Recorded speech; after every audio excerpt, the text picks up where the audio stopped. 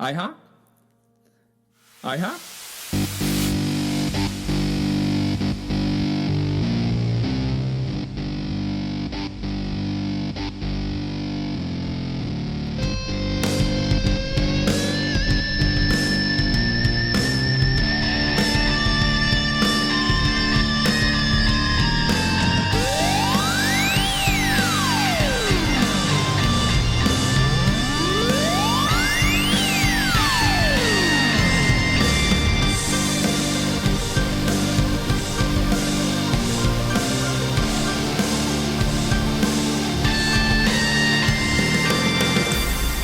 Hey, everybody. Welcome. Happy Monday. It's that time again. Matt Connarton Unleashed, and we are live from the studios of WMNH 95.3 FM in glorious downtown Manchester, New Hampshire. Also on Comcast 97 if you're in Manchester.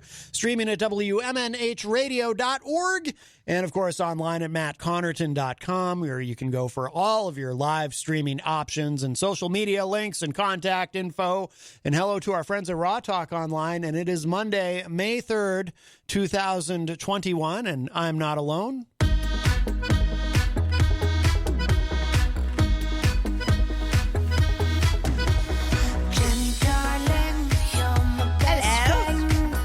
You? Jenny is here. I am. At the news desk. I am present. Yes, yes. And let's see. Oh, a lot of folks on the Facebook live chat. That's good.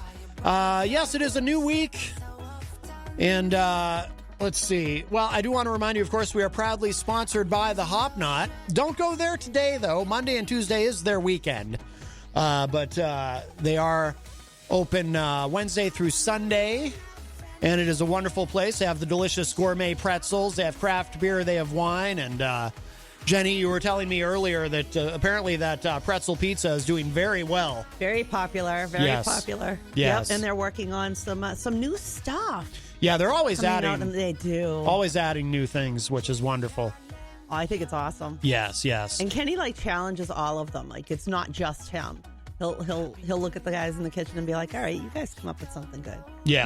He loves to have new and innovative stuff. I think that's just wonderful. Yeah. I love the whole crew over there, though. Absolutely. I love that crew. It's great food, great service, and a wonderful family that owns and operates it. So, thank you all for continuing to support them. I think I'm going to get a pretzel pizza this week, maybe. Yes. Yeah, I'm due for some hop nodding. Mm-hmm. They have 20 different beers on tap over there. 20? 20. Wow. 20. My goodness. All kinds of good stuff. Yes, yes. Of course, Thursday nights they do trivia night. Friday nights they have live music. They have Sunday brunch. They're always adding yes, they have new mimosas. stuff. Ooh. You can get 5 mimosas in a bucket. They're in cans for, I think it's $20 or $25, something like that, for a whole bucket. We have our first call of the week on the program. Hi, welcome to Matt Connarton Unleashed. Who's this? Hey, it's Eazy-G. Eazy-G, Eric Gagnon. I don't know if you happen to be listening to the replay. Paulie C. Called up for a Peter White Morning Show for the first time in a long time. Yes, and I understand, Eazy-G, that you are going to be joining us Friday night on Retro Spectrum Radio. Yeah, I can't believe it. I actually shed some tears about it. I don't know why. I think, we're tired. Do you realize? I haven't seen you, Matt, since before. The last time I saw you was November when we had the little shutdown on the Matt Connarton Show for that crazy virus. Yes. Easy. They haven't had any guests on Retro Spectrum since they came back on. Oh, they air. had the sit-in guy that does the. Philin doesn't count. Used to do Philin Schmilin, that doesn't count. The sidewalk. Used to do the used to do the oh my god. The DJing at the skating place years ago when Peter White was infatuated. He's so excited by he can't get his words out. Greatness. Yeah, Stephen Light, DJ Steve from Happy Wheels, but he doesn't count as a guest because he doesn't? No, because when he's there... Oh, that's right. He was filling in for that guy Dan who sits on the couch. Ding, ding, ding. Right. Give him a prize. So he's like a guest host. He comes in and fills I guess in he'll be the first guest. Host. The very first. Yep. Wow. And already Peter White saying that I'm going to fall asleep before the end of the show. No, you won't. I heard you. I did hear you. I gotta get rest before the show. I did hear you get a little teared up at the prospect, and I must did. tell you, overtired. I understand Eazy-G. I remember when Paulie C came to me and said, "Matt, it's finally time. We're relaunching Retro Spectrum Radio Friday nights." I also cried. Really? Mm-hmm. Yep. Well, Yeah. Oh yeah. Jenny was You there. guys can have a cuddle fest Friday night. It was very embarrassing. Can all Oh, boy. cuddle. You can canoodle. Yes. oh yeah, I was wondering if I sent you a couple Facebook messages. Did you get it this weekend there, Matt? You sent me. Well, I got something from. Let's see. I don't know, Eazy-G. I had a very busy weekend. Let's see. I know that you're a really busy guy, so I sent you some message on Facebook Messenger, and you didn't get back to me, but I know you're busy with all the projects you're working on. Yes. Aww, Well, he's let's just see. trying to buddy you up.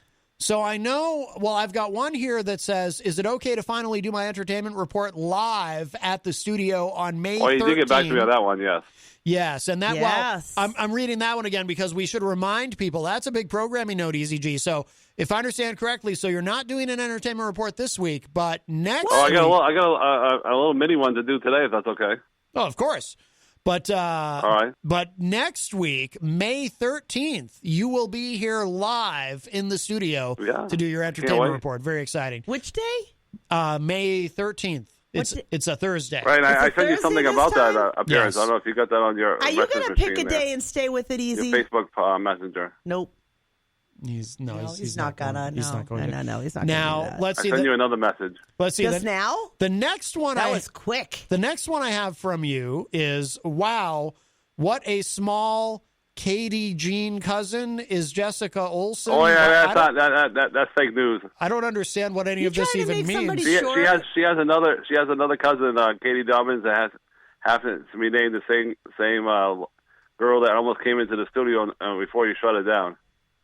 Believe it or not, another girl that's her cousin, but it's not the same girl that almost came into the studio. Okay, so this message is we can ignore that. Right, that's fake news. Yeah, whoops, egg on my face. Okay. Well, good for you on calling your own egg out. So we can ignore Right. we can ignore the next one too, and then the next one after that, Katie and Jessica are not related. Whoops. Okay. And then finally, we have breaking news. I am so happy to be a special guest on Friday, Retro Spectrum Radio, this Friday, Yahoo. There was Wait a another message. minute. I Is guess that the same message maybe you we didn't sent get me? it about the. I am reached so out happy to tell you I am to a Katie, special guest Katie on Dobbins. Maybe that's her stage Yes, name, but her real canned name is like replies. Katie Jean. You guys can't be talking at the same time. I don't know what either of you just said for the last 10 seconds. Oh, I'm sorry. What?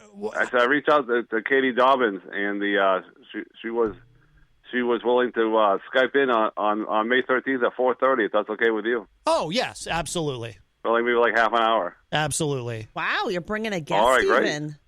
Yeah. That's well, impressive. All Katie's right, excellent. Katie was on the show once before. Eazy-G brought her on. But I think her real name is Katie Jean, and I think her stage name is Katie Dobbins. Oh, okay. Because on Facebook it says Katie Jean. Oh, okay.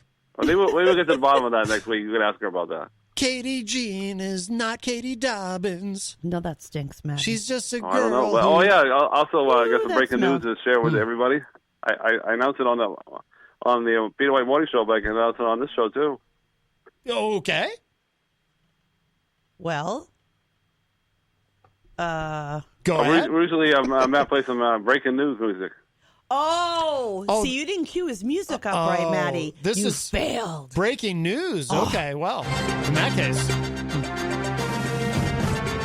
Wow. That's long. Yeah, it is. It's breaking Well, news. if you're friends with Amanda McCarthy, she posted this yesterday. I don't know when it is, but I Facebook messaged her about it, and she's Oh, up you for talking- Entertainer of the Year. Oh, I thought you were going to talk about her gossip. There's gossip? Her, what do you call it? I like gossip better was than. I don't know when awards. that is, but that's amazing. What? What? That's amazing. You have some I'm happy for amazing her. gossip to share? I want to hear. Oh, you have gossip about Amanda McCarthy? Yes. There's gossip about All Amanda right, McCarthy. I want to hear it too. Wait, you don't know this? I No. have breaking news on what is it? Easy. You got breaking news? I got breaking news About Amanda McCarthy. Oh, you about gotta hit the Amanda music, Matt. McCarthy. Oh. Can you believe that? Wow. I got you, Easy. What? How'd that happen? So if you look at Amanda McCarthy's Facebook, she's been involved with a little controversy. She has? She has. Is it the same Yeah, Amanda well, McCarthy? what is it? Yes. There is more than one Amanda McCarthy. I'm pretty sure it's Oh, I the know same that already. I one. know that years ago. I'm pretty sure it's the same one. No, it is the same one because yes, it is the same one. This is the Amanda McCarthy. She is involved in a scandal. Really? Yes. What? Scandalous. Is this breaking news? It's breaking news. Oh, wow. You mean the other Amanda McCarthy?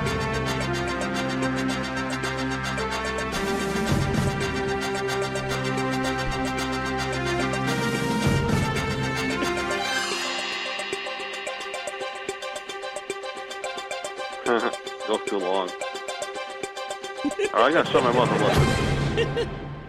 So this just in. Approximately 8 hours ago, Amanda McCarthy had an issue with her boss. Really? Yes. This is a lesson for all of us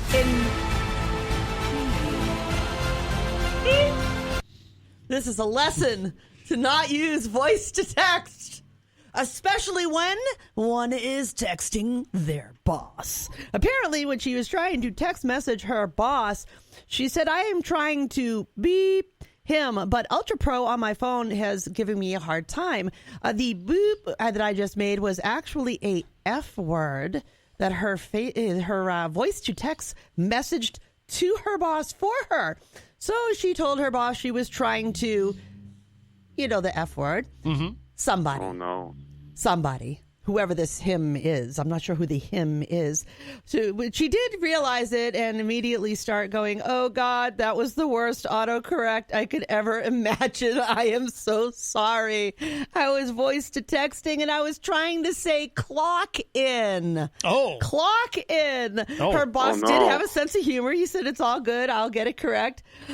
She said, thank you. So sorry about that. How embarrassing. Her boss then assured her that it has happened to him sometimes using voice to text. Oh, all right. So, Wow. but she did ask that if this does actually go viral, this little message here, and all the screenshots are on there too, please don't forget to visit her music page at Amanda McCarthy. Wow. And check her out on Oh my Spotify. God! Talk about egg on your face. Yeah, Yes. she got some serious egg in her face because she told her boss she wanted to somebody, Oh my God! Wow. That's yeah, that's a heck of a mistake to have You in just your got home boss. from Texas. for the I can first time. see where the F word came out from check clock in. Mm-hmm. But honestly, I didn't think that autocorrect would turn it into that word. I thought that was a word that it would make it fire instead of, you know what I mean? Mm-hmm. I did not think that it would replace with the F, I did a word. This is a terrible. Wow. It's a terrible thing. She's in a controversy. It's scandalous. This She is told her boss a scandal. Of course, it doesn't Yeah, she was rival just in Texas Eazy-G's. with her boyfriend Tom and her daughter Leah. Wait a minute. What if she's just trying to cover it up? What if she didn't text the right person and she really wants to Maybe. with somebody I else? don't know. Boy. I don't know. Oh, that would be That scandalous. crazy Amanda McCarthy. Oh, by the way, Dan Lavasser points out in the chat room that you had a slip today of profanity on the morning show. Oh no, I know. I Eazy-G. did it on your show and I did it on Peter White Morning Show. I was so Wow. embarrassed. That's what happens when you're overtired. Yes. You got to catch up on your sleep there. I scooped you on I know. Amanda. I finally fell asleep before this mean- show and for 3 hours. So that was good. Wow. But that probably means I won't sleep tonight, though. So that's always a bad thing. Right. Yes. Wow. Another. Oh yeah, the last breaking news is I Yes. won't release the dates, but the Oh, wait, breaking news. Hang on. Oh, God. far to the future. But the Palace Theater released their 9 shows they're going to be doing at the St. Mary's Excuse Bank me. Performing Arts 2021-2022 series. So you want to know what they are? Yeah. Is this breaking It's news? breaking news. Excuse me. These released it today. That's our new breaking news because you complained the good. other one was too So long. the Yes. first one is called Queen, a tribute to the Whitney Houston. That's the first one. I'm not going to tell you the dates because they're far away. Okay, good. And this is one I definitely want to go. I want to go check that one out possibly. And this is one I definitely want to check out. Mamma Mia is back for 5 weeks. Mamma Mia. Where's that going to And be? maybe the great Megan Quinn will be in it because she was in it a couple of years ago. He's the youth theater administrator there. Is this And of course, the something at Nutcracker. I Rex? definitely want to go see that again because I was supposed to go last year, but I wasn't feeling well, so I had Nutcracker. to. We're not ready for cash that in my yet. chips, as they say. Did you say that? Should Wait a have got my minute. money back, but I wasn't thinking. Easy. And then of course, the one and only Christmas Carol. Well, you know what time that will be the end of the year. So I'm hoping to go back because last year was canceled. How could we have the And Nutcracker? Ed Murphy and Ellie. Hopefully, we'll go back to the see the Christmas Carol. They always cry every year. I don't know why, but You can't have the Nutcracker before Thanksgiving. That's not how it works. It's only May. yeah, well, it works at the Palace Theater. So. Oh my goodness! Wow. Wow. And then after that, it's Oh. a full Monty. I have no Full interest in Monty. seeing that show. Oh, don't do that.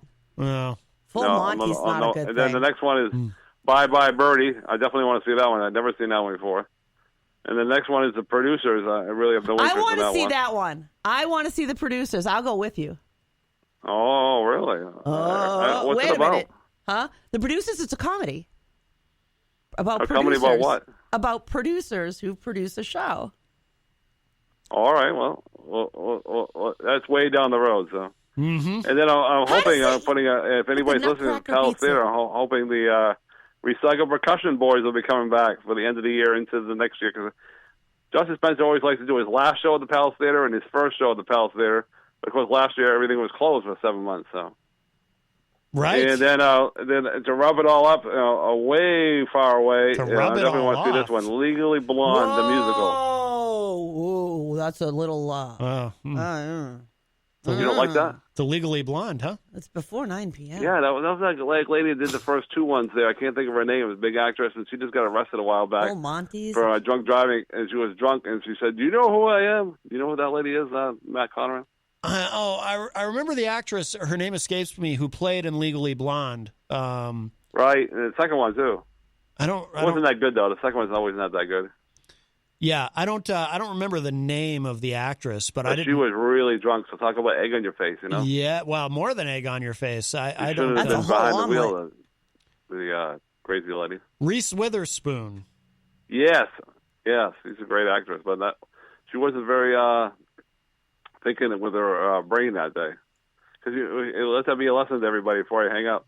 Don't drink and drive. A friend of mine did that years ago, and God rest his soul. He lost his license for 6 months.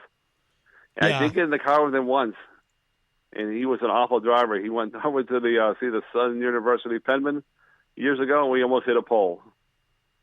Yeah, it's So after that, guess what, Matt and Jenny? I never drove with him. I never got in the car with him again. yeah, And good. he always said, "Oh, can we go back to another game?" I said, "I think I'm all set."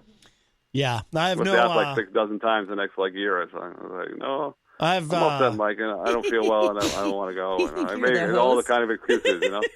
All right, so I'm going to clear the air in case anybody else wants to call the fabulous Matt Connarton Woohoo! afternoon show.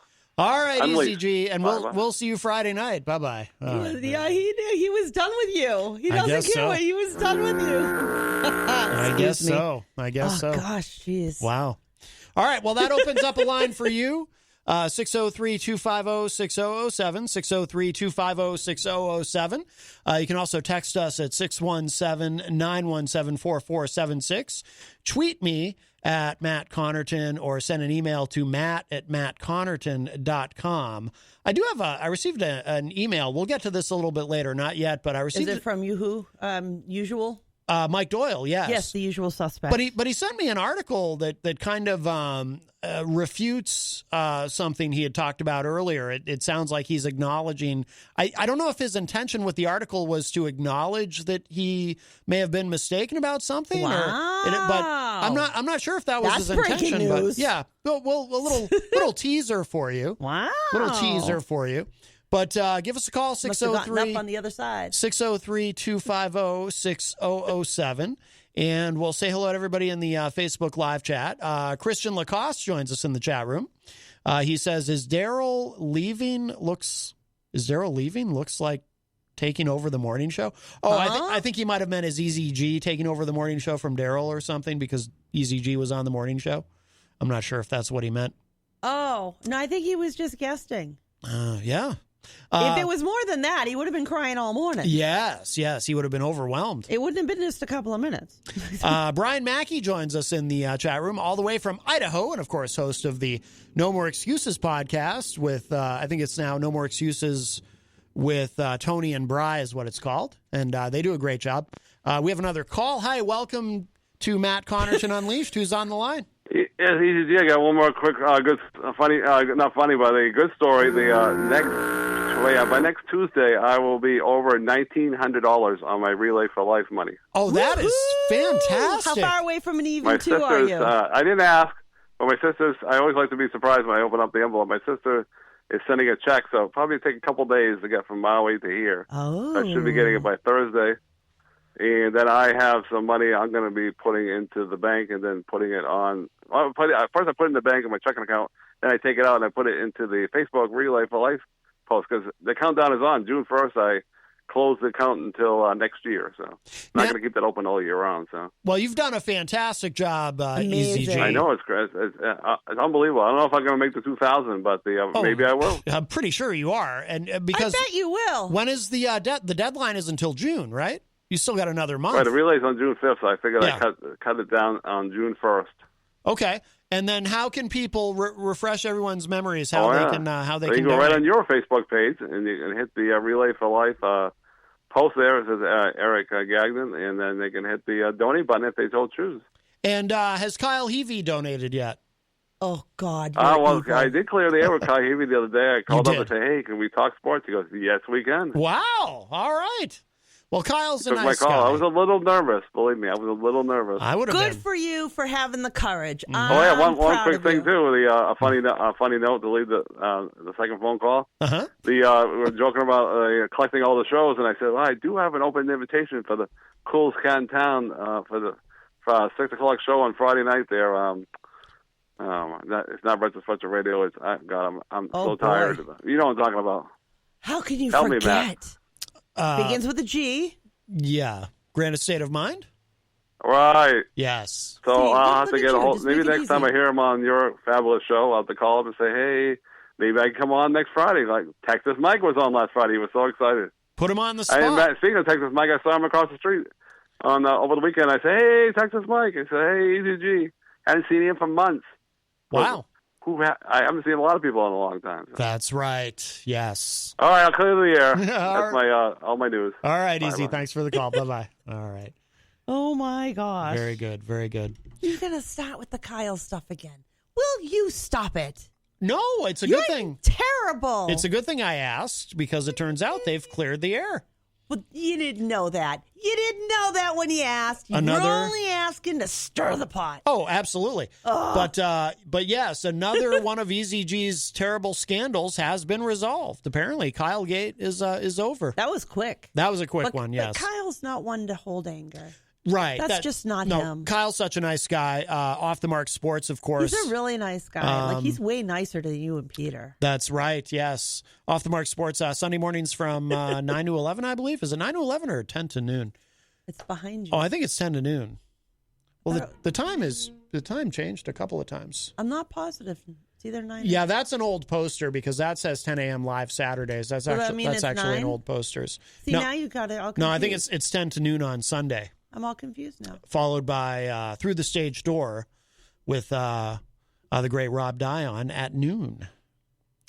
But yeah, they were busy because they had all the trading stuff going on for football. So they were like all glued to their computers. Oh, yes. Eazy-G also is in the Facebook live chat. And Jenny, you're in there as well? I'm not in there. It's my doppelganger. Oh, okay. All right. Scott Robinson also joins us and says, good afternoon, my fellow Connartonites. Yes. No. Connarton, unite. He did not say that. He said Connarton.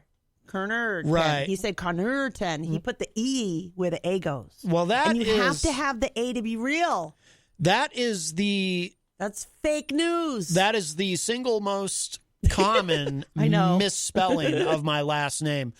In fact, when I was a teenager, I remember at one point my parents had opened a bank account for me, and the very first it was just a savings account, and the very first bank account I ever had, my last name was spelled wrong on it. That wouldn't happen today because of the way everything works now. But yeah, my very first bank account, my last name was spelled Connerton. And there actually are, I have found every once in a while, I do it like maybe every couple of years, just for the hell of it, I'll go on Facebook and see who else I can find with the last name Connarton, because it's a very unusual last name. And inevitably I'll find some that do spell it the other way. So the other spelling is the more common spelling, if you could say it's more common, given it's such an unusual last name. But so there are some Connerton. There's like 7 other versions of me in New Hampshire, I think it is. I think there's like 7 versions of Jennifer Coffees in New Hampshire. Yes. Well, Coffee is a more common last name. But apparently, Connarton, there are very few of us. Very few of us. Mike Pelopita joins us in the chat room. Mike says, hello, Matt. Hello, Jenny. Happy Monday, everyone. Mike, of course, from another one of our wonderful sponsors here at WMNH 95.3 Queen City Cabinetry in the historic Sunbeam Mall. Bring your kitchen to life. That's right. Yes. Yes.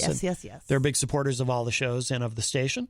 Abigail Jem joins us and says, hey, everyone, happy Monday. Hello, Abigail. Hello. Angela Philbrook joins us in the chat room and says, good afternoon. Abigail says, I had a crazy sighting this weekend. Christian Lacoste walking on South Main Street. I was like, hey, I know that kid. Yes. I see him often. Sometimes he's on a scooter. Sometimes. Occasionally he's in my pretty car. fast on that thing. Yes. There's a video on YouTube of him hitting like 35 miles per hour on. Oh, really? No, wait, that wasn't scooter. That was worse. That was skates. Oh. He has a video of roller skates. Oh. He literally does 35 miles an hour. Jeepers. It's insane. That seems But he also fast. jumped out of a perfectly good airplane, so there's that too. Oh, I didn't know he had done that. Jumped out of an airplane? Yeah, I didn't know that. Oh, it's amazing. You got to check his video channel. No, I have, right. You showed me. Actually, I keep encouraging him to do more. He is really good. I forgot about doing that. Videos. He really is. He's, he's in the process of, and I don't think I'm talking out of turn saying this, because, we talk about it at home. I think he's in the process of figuring out his social media strategy. Yeah. Like he's already got quite the following, isn't it, on TikTok? Oh, yeah. He's already. But I think he's trying to figure out what to do as far as YouTube and as he goes forward with everything. But yeah, he does have a lot of content. And I'd forgotten about the video of him skydiving. That's right. You had shown me that. It's a really great video. Yeah. It really is. And he had a videographer go up with him to get the whole thing. So he didn't just get before and after, so to speak. He got the whole thing. Yeah. It's really great. You should look him up on the YouTube. Yes. And you will find his videos there. Yes, absolutely. Tom Blanchard joins us in the chat and says, bonjour. Wayne Noel is a top fan from Michigan and says, happy Monday, all. Our old friend Tony D. We haven't seen Tony in the chat room in a while. Hey, Tony! Tony, of course, works with Brian Mackey on No More Excuses, and I didn't get a chance to check out this week's episode yet, but there is a new episode. They've been doing it pretty consistently on Sundays. Sunday mornings it goes up on the YouTube, and I usually share it out. We should have him call in on Wednesday so he can give us a spaghetti report. Oh, it's Prince Spaghetti Day. Yeah. That was bad, wasn't it? Yeah, that was pretty bad. Yeah. Sounded funnier in my head. You might get a foghorn for that. Oh, God. Sorry. It's that gas again. Tony said, where there's smoke, there's fire, and the fire is here. What's up, you crazy glass chewers? Yes. He's a glass chewing kind of. Yeah. Well, as Tony has pointed out, our chat room, when they turn on somebody, they chew glass and spit bees. Is that what it was? Or beads or something. Yes. I thought you chewed honey and no, that's not it. Mm. Yeah, no, I lost it. See, now I want spaghetti. Because I brought it up. Now I want spaghetti. I always want spaghetti. I love spaghetti.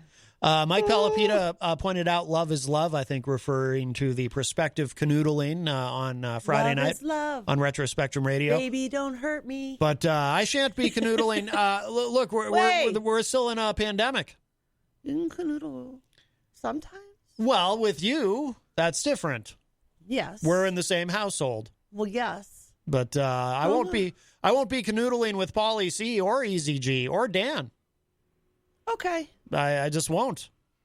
We'll leave it up to Easy. I mean, maybe if we're masked, I don't know. But I thought Easy was doing the canoodling. Oh, I don't know who initiates these things. I thought, well, see. It's a bit new to me. I think he's like me. He's a bit shy. DJ Midas joins us in the chat and says, good afternoon, friends. Of course, Midas, part of the WMNH family, host of Late Night Delight, which you can hear every Saturday night from 12 midnight all the way to 4 a.m. with the replay on Sunday. I know you often like to paint while listening to Midas. Yes. It's a wonderful way to spend my insomnia. Insomnia? No, wrong one. Sorry. Yeah, yes. Yeah. I can't say that word without thinking of that song and knowing that you're singing. Oh. Yeah. Like I literally. Well, that's not my vocal on that song. Insomnia by the Jinx. You were in the background. Oh, backyard, I background. did. I swear I heard your voice in the background. Maybe. I mean, I played bass on it. I can't remember if I did bass on it. But I do like that song, so like I can't think of that word without thinking of that song. I have no backing vocals on that song. Well, you should have, and it's easier to just imagine. Yeah, I really do like. No, I seriously do think of that song every time I hear that word. Oh yeah, I really do. Me too. Maybe I'll play it at the break. Yeah, you should. We're referring, for those who don't know, we're referring to Insomnia by the Jinx, a band that I was in. We should get you into a band again. Yes. Well, I don't know. It would have to be something I'm genuinely excited about. Because look, never. I'm telling you right now, never in my life, and I don't judge anyone who does this. I'm not going to join a cover band and go play classic rock songs in a bar. I've never done that, and I never will. Ooh, well, now what are you passing judgment on others? No, I am not. Oh, no, yes, I am you not. are. No, I am not. I know You're a lot too of people. Good for covers. I know it's not a matter of being too good for it. It just would not be exciting to me. It wouldn't be worth it. I mean, I've been in bands that did a few covers, but it's all been original bands. I would not want to join a cover band. Hey, it's really cool. It would just be very. It just doesn't. The idea of it doesn't stimulate me. Did you do any of the writing? Oh yeah, I've written a lot of songs. Ooh. But I am so repulsed by the idea of joining a cover band that I not to put you on the spot, but if you ever hear me say to you something like, I'm thinking about learning the bass line to Mustang Sally. I just think it would be fun to be able to play that. I'm going to need you to kill me. Really? Yeah, just kill me. Wow. It will be time. Now, and I know it's asking a lot because you might What if I just hear you like putting something out on the bass a little bit? Like I hear some kind of a cover sound. If it sounds out. like the bass line to Wagon Wheel, I'm going to need you to just, do we have an ice pick in the freezer at all? I don't. I'm going to need you to take me out. That'll be the moment. I used to have an ice pick. I don't think I have it anymore. It will be time to put me out to pasture. I have knives. I like knives. Well, you can just stab me. Just get your knife, stab you. But in the chest, though, don't be a coward in the back. No, it's got to be in the chest. As much as I don't want to see it coming when I die, this will be an extenuating circumstance because I'll deserve it. I'll deserve to be stabbed in the chest. So, no. Yeah. Stop. If you ever hear me say something like I was thinking about learning some Bad Company songs. Just maybe I like Bad Company. I do too. But if you hear me say, think about picking up the bass and maybe learning Crazy Train or Shooting Star or something. Maybe just take a chord and wrap it around my throat. That'll be the time. Dang. Because it'll mean I've just you be serious and all. I am. Yeah. Wow. And I know it's asking a lot because you might go to prison, but I don't want to know. But here's the thing: you'll have this audio to present to the jury. No. Matt told me if he ever starts thinking about doing this, I'd have to do it quick so I could get on the plane and leave the country quick. Yeah. Because I think where I would be heading, they wouldn't extradite me because we still have death penalty. But I'm just saying, if you love me, you'll kill me. That's all I'm saying. Isn't that a song too? It might be. Yeah, I think you should cover that. Well, there's a documentary called "I Trust You to Kill Me," which is about a band. Really? But so just so we know, and I've put that out there publicly. So if you ever, I could get you a little Stonehenge to dance around. I mean, see, that's the thing. You're feeding into why I would find it so publicly humiliating to. Yeah, I don't ever want to do that ever. Do I miss playing on stage and being in a band? Sure, but it has to be something I'm genuinely interested in doing. I'm not. I didn't even like doing covers. like we would do some covers in the Jinxed, and I would always be like, our originals are pretty strong. Do we really need to do some of them? I really hated. Like we did "Talk Dirty to Me" by Poison, and I hated it. Tell me how you really feel. God, I think we should hated it. play that at the break. No. Yeah. Wait, now I know what to set the alarm clock on. I hated it. I hated playing that. I know how to get you now. I was outvoted. You're doomed. I was outvoted, and I was a team player, but I hated playing that song. I was never big fan of that band to begin with. And I don't know was, why. And it wasn't me. And in My Life Crisis, we did a Godsmack cover, and a song that I actually enjoyed playing, but I was self-conscious at the same time. So I was like, oh, here we are, a metal band from New Hampshire, and we're going to play, a Godsmack cover. How original of us. Nothing at all cliche about this. No. God, Wow. I have some trauma from my music career. You don't say. I do. I have some things to work out still before I get on a stage again. I mean, it's like we're the New Hampshire band that plays a Godsmack cover. Even wow. talking about it makes you quite the animated one. Gee, let's do the most obvious thing humanly possible. Where's the acupunk when I need her? Meanwhile, we have this Some really strong original material, and we're gonna, I'm doing the best I ever did. I'm doing the best. It's like, oh, come on, guys, really? I mean, I didn't mind doing like a Sabbath cover. We used to play Sweet Leaf by Sabbath. It's like, okay, if we're going to do a cover, let's do something like that. But something that you can hear on the radio currently and we're playing it. But isn't there always something to, playing a song because the crowd will recognize it. I know. You get crowd participation. But that makes me feel dirty. I don't want to do that whole. I don't want to do the whole. Do the full Monty, Maddie. Do the full Monty. I don't want to do the whole. We have to win over the crowd. No, we do have to win over the crowd. So let's go out there and open with one of our. You just want to be hated with one of our really kick-ass songs. Tell the truth. You wanted to go to one of those places they throw beer bottles at your head. No, I didn't want that. Well, you sound like that's what you wanted. No, I didn't want that. But you need to have I'm not chicken wire in front of you, so it can block some of the shards of glass. And be like Roadhouse. Maybe you don't have to kill me, but maybe you can just like if you hear me say, yeah, I was thinking about, I love Michael Anthony, but if you ever hear me say, yeah, I'm thinking about learning the bass line to Dance the Night Away, maybe you just punch me in the face really hard and that'll snap me out of it. I was going to say amputate something, but if I suppose a punch is all right. I'd rather you kill me, frankly, Well, it's a happy medium. Jeepers. No, it really isn't. It worked in The Handmaid's Tale. They just took her pinky. I don't, She got to keep the rest of them. I don't even Actually, she got to keep half her pinky. I don't want to think about that. Why not? It made her behave. Anyway. Let's see. Stefan Philbrook is a top fan in the Facebook live chat, and he says, the poutine pretzel bites at the Hop Knot were very, very yummy, and I know because I'm part Cank Frog? C-A-N? Canadian. Oh, is that what that means? Oh. Did he write, not frog? He didn't say Canant Frog. It's not frog. He said C-A-N-C-K. I think he meant Canuck. That's Canuck. Yeah. I can figure it out.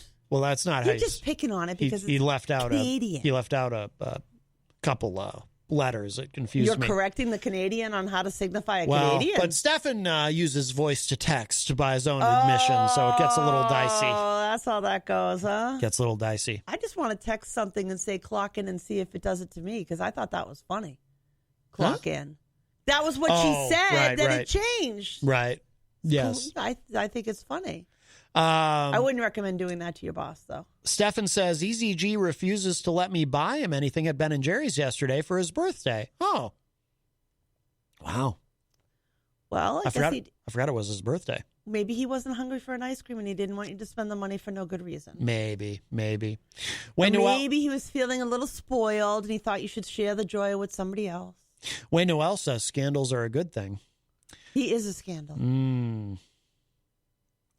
And Midas says, this is a huge scandal. How did Jenny beat Easy to the big scoop? Seriously, how did I know the Amanda McCarthy news? If you didn't know. The big scoop, speaking of ice cream. Yeah, I scooped on a potential viral thing. So if you see it in the news, I did it. I beat Easy. I beat Easy on Amanda McCarthy. So Tony D says, so how about what's going on in Mexico with our borders and the control of immigration, and how the Biden administration is failing miserably at the control of the situation? Well, we have discussed that a lot on the show, and I'm not impressed. If you're a regular listener, on pandemic response, I give the Biden administration an A+, but as far as what's happening at the border, I'd give them a D. The only reason I don't give them an F is because I'm willing to give them a little bit of time to fix I gave this. him a total F on the border. I know. Absolutely an F on the border. I think it's a little worse now than it was when he took office. Well, because he sent the wrong message. I don't know. He sent the wrong message. Well, he wanted to come in and be the great guy, and I get that. And I get you want to allow more people to come in legally to the country. I get that too. But we're in a pandemic right now, and now is not the time to invite everybody to send up your children. How many interviews did you see, Maddie? And you saw it with your own two eyes. I was sitting there when you saw it. And the kid's saying that mom sent him because mom said Biden would take him. Literally said Biden will take you. Well, that's the message that he's sending out, and it's the wrong message. Well, that was also happening during the Trump administration, too, when Trump wasn't saying that, and there were still children coming. But I do, I think I would have preferred the Biden administration keep in place until two things. Until one, they were ready. They were ready, yep. And two, I'd like, to feel more like the pandemic is over. Still not good enough because he sent the wrong message. But the message should have never been sent to say, I'm here, come on in. But that's the wrong thing to tell people. But having said that, failure. I'm sorry. And despite my criticisms, I will say I do agree with, some kid, I know you and I disagreed on this, but, I'm not interested in telling some 14-year-old who just crossed the Rio Grande by himself, sorry, kid. You're gonna have make me look heartless. Yes, I'm heartless. No, I never said that. If some poor kid is standing there at the border starving, I'm not going to be against somebody handing them some food but we can't have the president of the United States sending the message, let's send everybody to us, we'll take care of them, when we don't have the capacity to do it. Just look at the border now, because that's the message that got sent, and it's a mess down there, and they're trying to straighten it out. But we still already had a problem. Trump still left us about 500 kids who don't have families, and we still need that straightened out. Yeah, they are working on that. He made the problem exponentially worse by making it a sound off to send me your kids. I've got it. Send me your kids. That was the wrong message, and that is a huge part of what's going on, and that's wrong at our border. We're making the situation worse. It might be. It's really easy to sit there and say, I don't want to let some kid starve or something like that. And if you're walking... It's very easy for me to say that, yes. It's very easy for you to say that, but if you were literally standing there and you've got a loaf of bread in your hand, how many are you going to hand a piece of bread and how many aren't going to get one? Or are you going to cut it in half? Or maybe you're going to cut it into quarters. How are you going to do that? And where does it end that you stretch out and you got nothing left for the rest? What are you going to do then? Watch them die of starvation? Or do we start work on solving this problem before making it worse? It's all well and easy for you to say that, Maddie, but the bottom line is if it was you standing there and you had the dole to hand out, you tell me where you're going to start. Which kid stops? How you picking? Yeah, I don't know if I don't think we have to let any of the kids starve. I think we don't have a bottomless pit. I think we can figure it out, but I think they will figure it out, which is why again I give them a D. You don't figure it out by making it worse, by opening up the floodgate and say, send me a kid. Happens every winter. Don't come on your own. Just send me a kid. It does. In fairness to the Biden administration, and again, I have been critical of them on this, but this does happen every winter. This is not unique to the Biden administration. This happens every winter that they interview a kid at the border and mama said Biden will take you. Literally, you were there. You watched it with me. There is a surge every winter, and the reason there's a surge every winter is because that's when it's the safest to make that journey because it's cooler. So if you're, for example, if you're crossing the Rio Grande, we're talking about the now situation that's going on, and I'm asking you to admit right now on air that you heard the same thing I heard come out of that kid's mouth. Sure. Biden sent. Yeah. Biden said. Yeah. That is you have got to say that. How can you not say that they have failed in their message? How can you sit there and go, how can you not say that? No, I did. I said I think they shouldn't have changed any of the policies yet. I think it was too soon to do that. I think they should have kept the Trump policies in place a little bit longer. Oh, but if there's somebody, we should let them all in. Oh, and yeah. I wouldn't want to stop anybody. A child shows up at the border. Damn right, you let him in. You know, we all want to take care of the kids, You right? you leave them on the other side and starve to death. You know what? You find a better solution than yours, because your solution of trying to let everybody in with and imagining that you have this bottomless loaf of bread that you're just going to keep reaching in there, and another little piece is going to just magically pop out. It doesn't work that way. We need to deal with reality, and we should, and we need to have a proper system in place. It doesn't work your way, Maddie. So figure out the proper. So you kill more your way than you do my way. Okay. You don't tell people to come up here and like I said. In your world, you got a bottomless loaf of bread. In my word, there's a limit. I never advocated for. I never said there was a bottomless loaf of bread. You make it sound that easy. No, I just don't think it's as stark a choice as you either have to not let anybody in, or you have to let everybody in. Or the absolute top wrong choice was to send the wrong message, and that's exactly what they did. They sent the wrong message. I don't disagree. They sent the wrong message. It shouldn't have been that, and that's it, right? They need to change the message, and they need to handle the problem better. Well, they do. Like we said, we a little kid. I agree. Thank you, Biden administration. I have a little kid standing up next to another kid who's sleeping, and when that kid wakes up and he's doing his turn sleeping, that kid's going to lay down to sleep because that's better. No, it's not. Let's see. So Scott Robinson in the chat says, so let me get this straight. Eazy can be on the morning show and Matt Connarton today in Retro Spectrum Radio, but we can't get an entertainment report this week. What's SMDH? Shake my damn head? I don't know. Shut my damn mouth? No, I think it's SMH is shake my head. I think it's shake my damn head or shake my darn head or I never was something fond like of that. those little I'm still not fond of acronyms. We did get a little bit of a entertainment report from Eazy. I gave you a better entertainment report than Eazy. I had the inside scoop on the scandal. Yes. Yeah. Tony D says India reached an all-time high in COVID cases and variants today, and the lack of oxygen is in dire need there. It's a true shame to see a country who needs help, and no one is offering a hand to these poor people. They are cremating people in parks and parking lots. Yeah, it is. I wouldn't say nobody. Well, I think what seems to be what I've observed is what seems to be happening is countries are, including the United States, are beginning to try to formulate a plan to help India. What's particularly daunting about it is, and by the way, India, they only have 2% of the population vaccinated, but it's a huge, 1.5 billion people there. And many of them just, packed in to these metropolitan areas. It's so bad. They don't have, their medical system, which is normally fairly well, is just completely crippled. It's gone down. It's destroyed. But what's difficult too is, they're dealing with the situation where the rest of the world, we're also still trying to, we're in the United States, we seem to be emerging from it, but we're not out of the woods yet ourselves. So that makes it but our medical that much more difficult. Not in jeopardy at this point. Right. As long as we stay the course.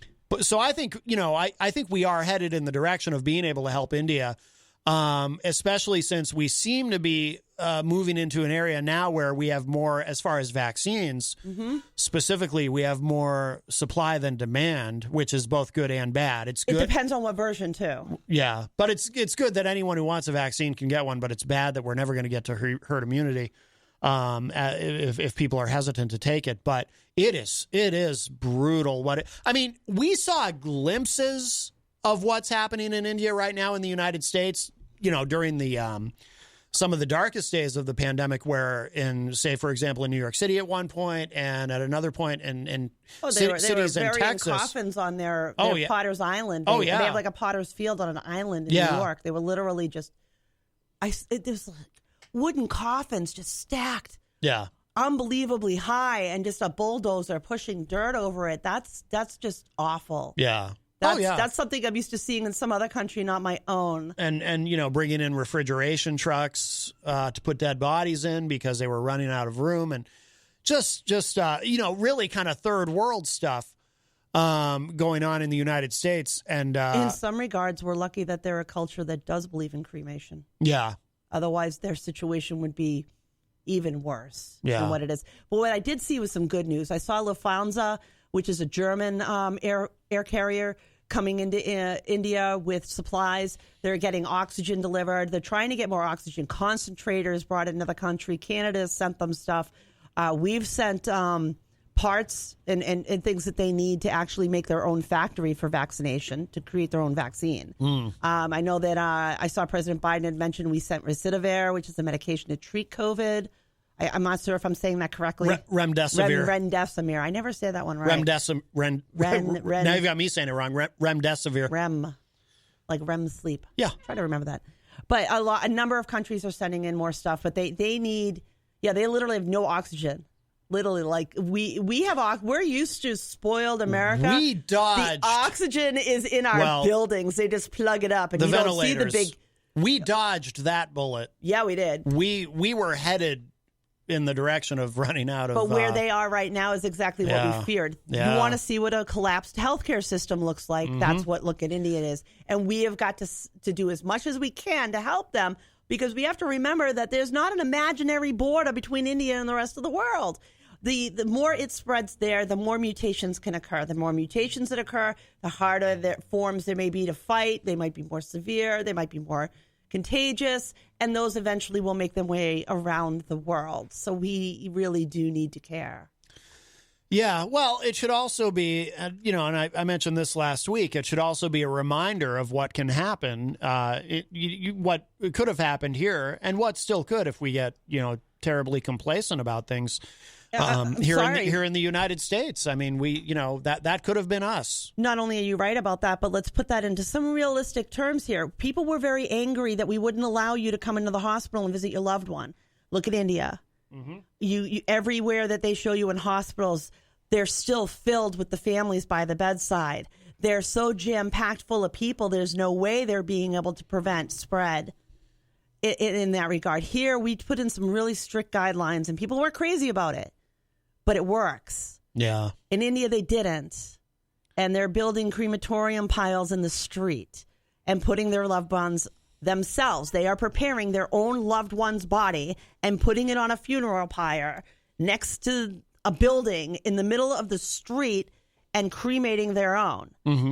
This is horrific, and we need to pay attention. We are not immune to what's going on over there. The mutations that could develop there could be the one that doesn't, help.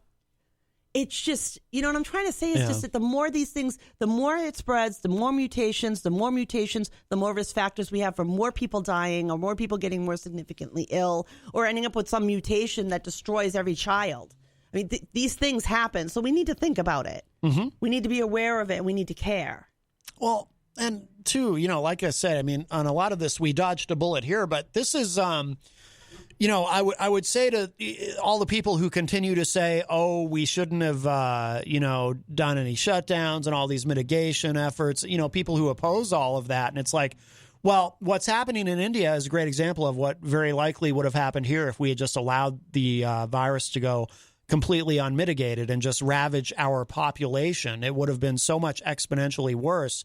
And even the people who try to make their argument based on the economy, oh, well, it wasn't worth damaging the economy for all this. It's like, well, if what is happening in India right now had happened here because we allowed it, because we didn't do any mitigation, what the hell do people think would have happened to the economy then? Seriously. It actually would have been far worse. And there's plenty of economic analysis I found online of economists saying, yeah, actually not taking those steps to mitigate this virus would have been economically far more serious than what we actually did. that intentionally stalled the economy, which we're now able to rebound from very rapidly. But had we allowed the virus to go unmitigated and just ravage our population, we would have sent our economy into a hole that we might not have emerged from in our lifetimes. It would have been actually far, far worse. And I'm amazed at how many people don't get that, but I'm also amazed at how many people fail to make that argument. Well, here's something that's really interesting about what you're saying. Add to that, recent report here in New Hampshire, there are more job openings than people willing to apply. They had a job fair. There were 50 employers that showed up at the job fair, and there were only 25 applicants in total that showed up for all of these companies. So there are a lot of people out there that are springboarding back quickly, and they don't have the employees that they need. There's a labor shortage. How's that for an interesting problem that we have here in New England? Although in New Hampshire, and I'm sure there's other states too where that's happening, but I'm sure there's also states where it's not so much that way. Actually, I know for a fact there are places where there's very high unemployment still and not a labor shortage. It's a little bit unique here because this state economically, I remember I had an economics teacher in high school who on the first day of class, he said that New Hampshire is an economic wonderland. This state fares very well in bad economic times. Even in recessions, we typically have one of the lowest unemployment rates in the entire country. We do very, very well here in both good times and bad. We do. But also in our state, too, there's a lot of reservations and things coming in that are showing that people are doing staycations where they're only driving destinations. New Hampshire's going to see a lot of that. They're talking now. They're expecting this to be one heck of a banner tourist year here. Yeah. The lakes, they just dropped another big, huge boat on Lake Winnipesaukee, which is one of the bigger, I think it is one of the biggest lakes in the state of New Hampshire. Yeah. But, I mean, they're anticipating that we're going to see one heck of a tourist season here. And I do think that's true. I think when you look at some of the states, like you said, that don't have as many touristy type things, maybe they're not going to see as high of an income. But I do expect the state of New Hampshire to fare very well. And I think that our businesses are going to do very well. Yeah. We're lucky. We're lucky because we're getting to climb out of this thing a bit quicker than other states. Yeah. You know what I think we should do? Here's what I think you should do. I think the federal government should offer a tax credit with proof of vaccination. It's not a force. I'm not mandating. I'm saying just like if you get an electric car instead of a gas guzzler, you can actually get a rebate on your taxes for buying a car that's more conducive to the environment. You can do the same thing with certain household appliances when you upgrade to a really good household appliance. So if we get everybody to, we'll give you give you $100 tax credit or something off your taxes if you get the shot. You don't get the shot, you don't get the break. You take the shot, you get the break. It's an opt-in, not an opt-out. I think I think it's West Virginia. They're giving people $100 to. See, I'm not wrong on this. I'm not wrong. I mean, I don't know this. if it's working. I think they just started it, but Governor Jim Justice, who a Republican who believes in science. I like to highlight them because they're like unicorns, but he's been pretty good on actually very good on vaccines. At one point, West Virginia was leading the country on getting people vaccinated, but I think that's where they're doing it. We're actually one of the best. Oh yeah, we're one of the best. We have absolutely. a Republican governor who believes in science. Yeah, that's another rare thing, like you said. We're very fortunate that Apparently, way. they're rare everywhere. Yeah, if you look at the news. Yeah, who was it that was in the news recently? It was Cheney. Liz Cheney was in the news. She's another rare Republican that believes in science. Yeah, well, and facts. She's got this thing about facts. I know. I mean, she actually is like the only one to speak out against Trump outside of what's his name? Mitt Romney. Mitt Romney. Yeah. It's like they're the only two that will dare cross the great Trumpkin. Yes. Oh, I like that, Trumpkin. The great Trumpkin. Like that. By the way, Eric Street is in the chat room. Eric's a top fan. He says he went to the Elm House of Pizza yesterday. Great food. Yes, our friend, former Alderman Tim Baines. My name is Tim Baines. Today I'm excited. He's very excited about all the positive reviews for Elm House of Pizza. I yes. have heard nothing but good news on that. Oh, yeah. We're going to have to go down there and try a pizza there, too. Absolutely. Any excuse to have pizza is a good excuse. Definitely. Yeah, Tim was on the show, so it might have been like 3 years ago now. I feel like he was one of the first guests since when we first came to WMNH. Over 4 years show. now. Yeah, Over it was 4 years as of April 4th. Yes. Oh, Yes. right? Tom Blanchard says, Matt, you love pushing those buttons. He does. He's evil, and he wears off on Peter, or Peter wears off on him. I'm not really sure which way that goes. Charles Robb, I almost did it again. Charles Richardson. There's a referee in WWE named Charles Robinson. I think that's where I keep getting that. Charles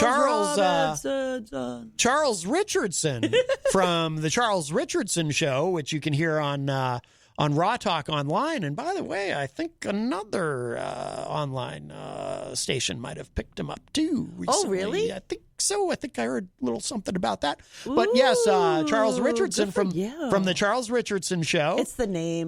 Down in Florida. He had posted something over the weekend I saw about... I've never read a Richardson I didn't like. Oh, well, that's good. He was at Disney World. Is it Disney World or Disneyland? Which one's in Florida? Is that Disney? I think that's Disney World, That's right? World. Land is California. Like he was there with his family, and there was some anti-masker who was I'm surprised being at a that jerk. because they're so picky, and I'm like they're really like they demand the mask and everything's contactless. Yeah, and you got to use your phone to pay for stuff, and yeah.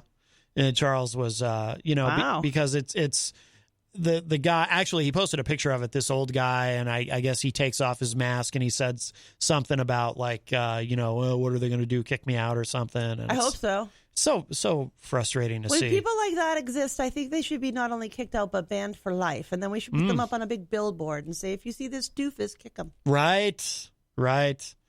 Yeah. Like having a kick me sign on the back.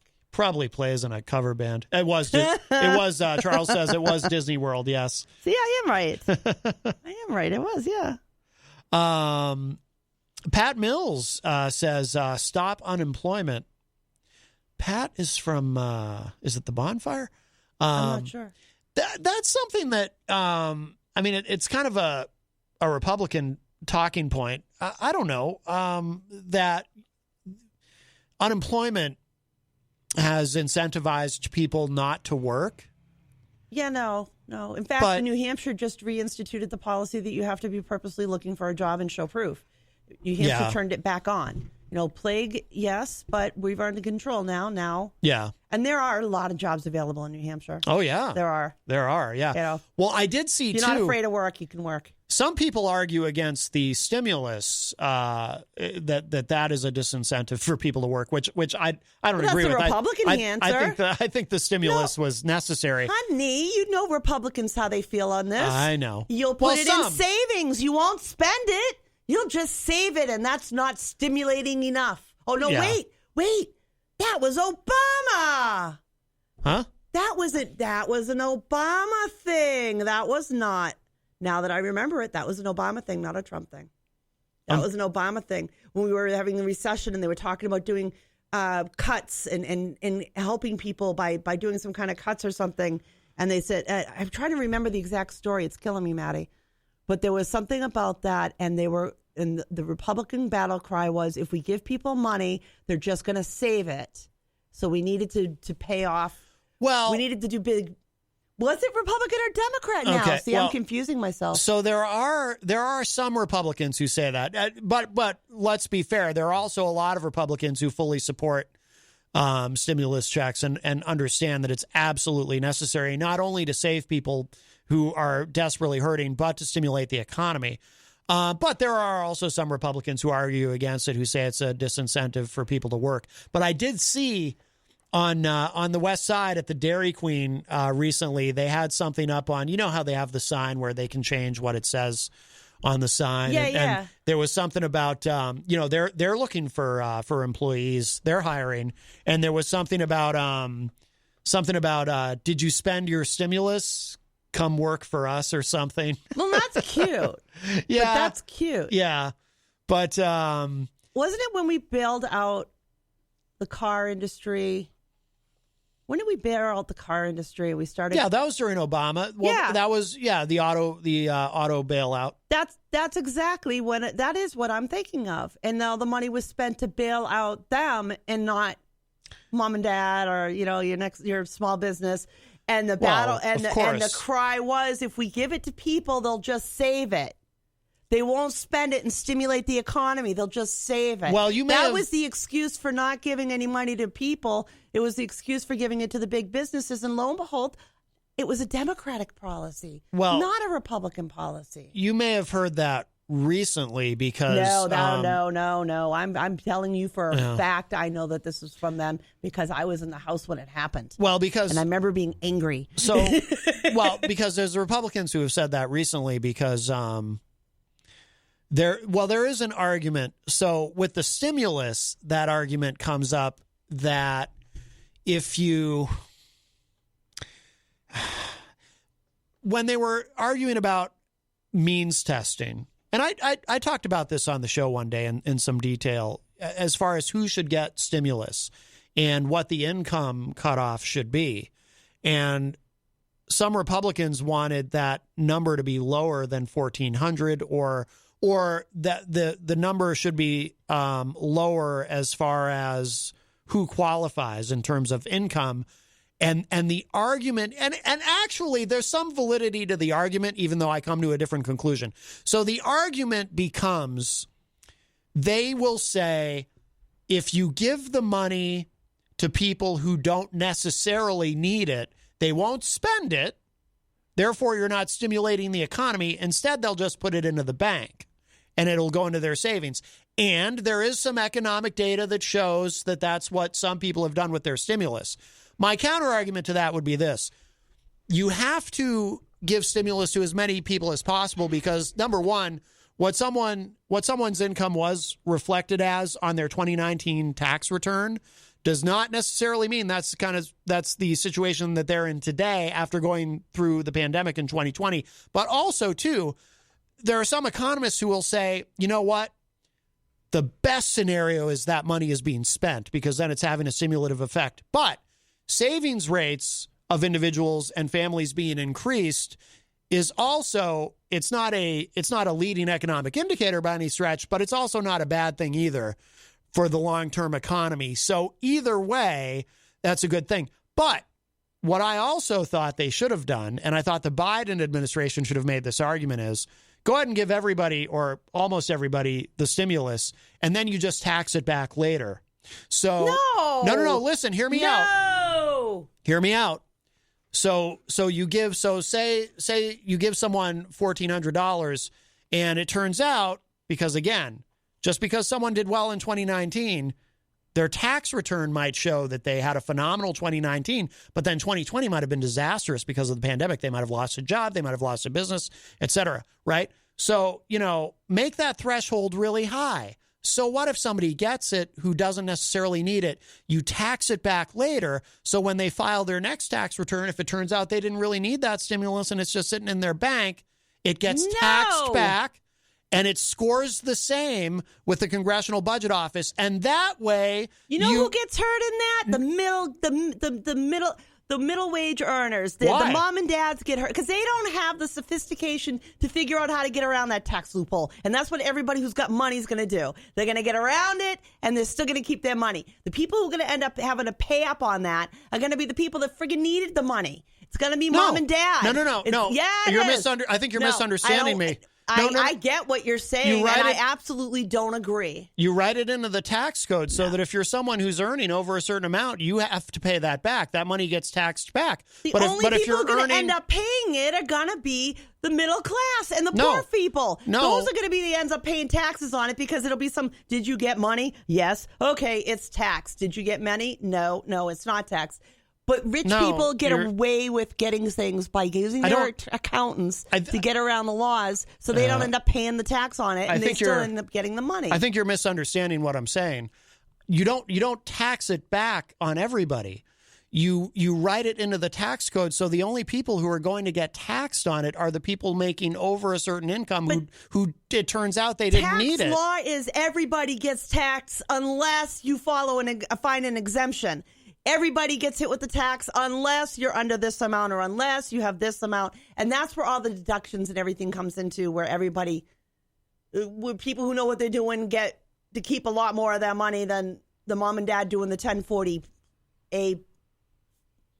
or 1040 plan. Oh, God, I can't spit this out. The average person who fills out their taxes themselves are just going to end up, when you make a tax law, the tax is on everybody unless there's an exemption. You know what I'm saying? You can make the tax law anything you want to. And the people who end up getting through the different tax laws and the loopholes are the people who've got money to hire accountants and stuff. Mom and dad or Joe Schmo that has a little store that makes a few bucks is the one that ends up getting hit with a higher tax burden than the big company. Amazon paid what in taxes last year or the year before? Nothing. What did the poor hot not pay in taxes? I bet you a heck of a lot more than some food big chain did. I bet Burger King gets lots of good discounts. What I'm trying to spit out is that whenever you try and when you give the taxpayer money with your left hand and you're taxing them with the right hand, you're not doing them any favors. And the only people who end up not paying all of the money are the large corporations and the people who have the accountants to get them around the loopholes and find them all the exemptions they can find. That's what I'm saying. And you're giving me a bad look. I think it would be, I'm no expert on tax law, but I think it would be extremely easy to write it into the tax law. How about this? Let's not create any new taxes. No new taxes. No. We've gone through a pandemic. People have lost their businesses, lost their houses. People are trying to dig themselves out now, and you want to give them you want to tax them on it. No. That's not how we help our people. Canada gives their people $1,200 a month since this thing started, so nobody would go without food and shelter. The United States, we're tearing down tents and destroying homeless encampments.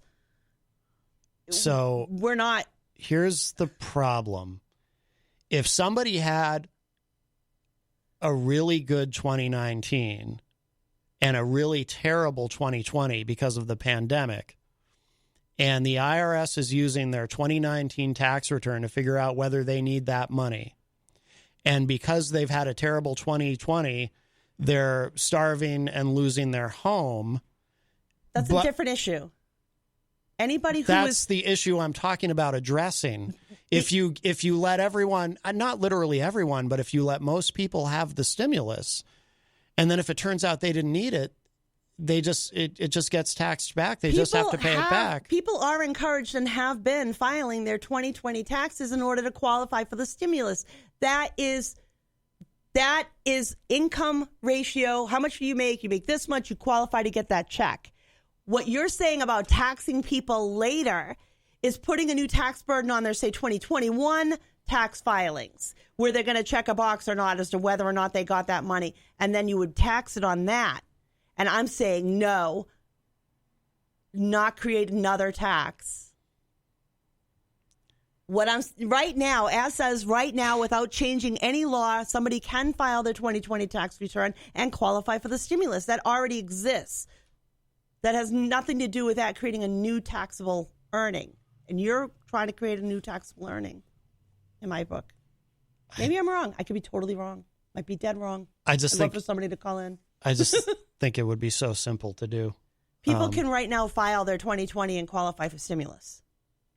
Yeah. That's already there. You don't need to change a law to have that happen. But for some people, there was a certain urgency, and I'm sure there's people who hadn't filed yet who hadn't filed their 2020 return yet when those stimulus checks went out, who could have really used the money, who fell through the cracks because these income thresholds were set. And this just would have been an easy way to get around it. That's all I'm saying. And in your world, you want to give everybody breathing a check.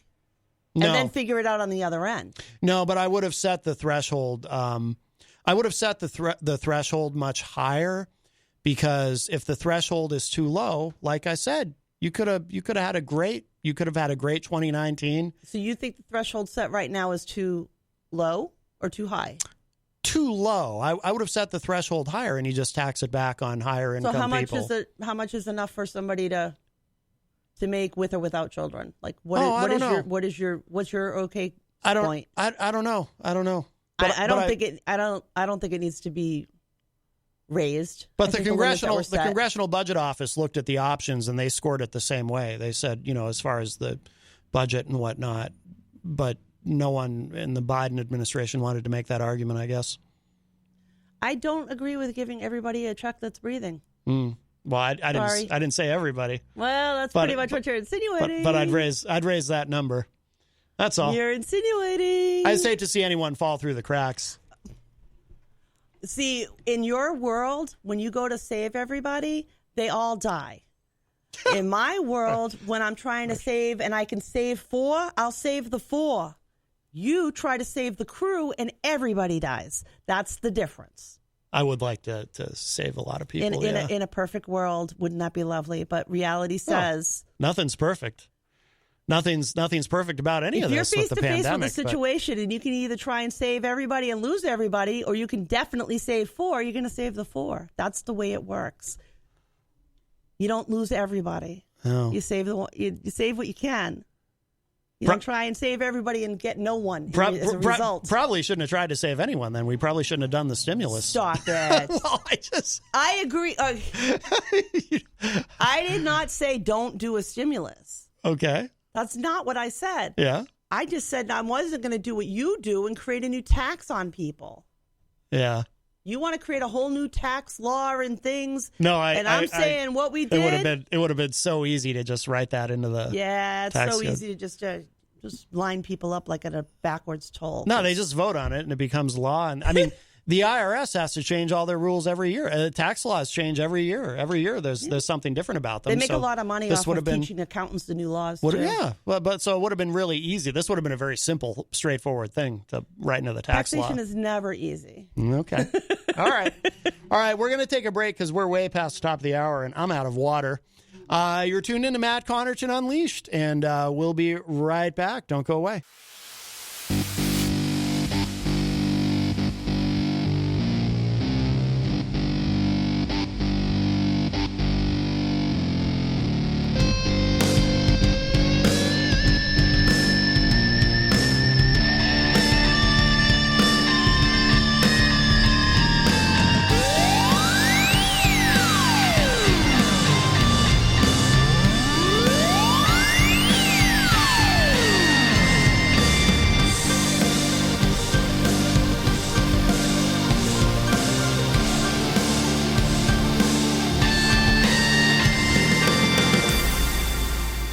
Welcome back, everybody. Here we go. Hour number 2, numero dos of Matt Connarton Unleashed. And we are live from the studios of WMNH 95.3 FM in glorious downtown Manchester, New Hampshire, and on Comcast 97 if you're in Manchester, streaming at WMNHradio.org.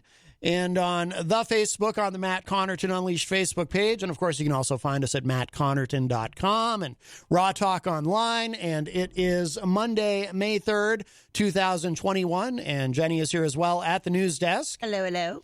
And let me, I just saw something on Mediaite about Mike Lindell that makes me chuckle. We'll get to that in a moment. But yes, we are, of course, proudly sponsored by the Hop Knot in the Brady Sullivan at 1000 Elm Street, right across the street. Don't go there today. Monday and Tuesday is their weekend, but they are open Wednesday through Sunday. They have delicious gourmet pretzels. They have craft beer. They have wine. They have trivia night on Thursday nights. They have live music on Friday nights. They're going to be doing some stuff. Kenny, I'm sure, will have details for me soon about Juneteenth. Yep. They're going to be doing something this year. They did something last year, but this year, with all the vaccinations going forward and whatnot, they'll be able to do something a little more large scale. So we look forward to that. But please continue to support the Hop Knot, and we're very grateful to all of our listeners who support them, our wonderful sponsor, and we're very appreciative that they support us. And of course, all the sponsors here at WMNH, Queen City Cabinetry, our friend Mike Pelopita, and of course the OG of WMNH sponsors, CGI Business Solutions. They've been here from the beginning. Don't forget when you go to the hop not to ask Trudy to tell you more. Yes. I love doing that. You know, she smiles. She does not get upset about it at all. Well, she smiles. She thinks it's really great. So if you do that, if you see Trudy, you can ask her to tell you more. Yes.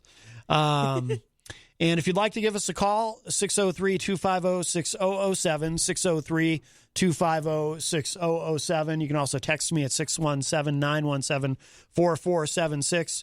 Tweet me at Matt Connarton or send an email to matt@mattconnerton.com.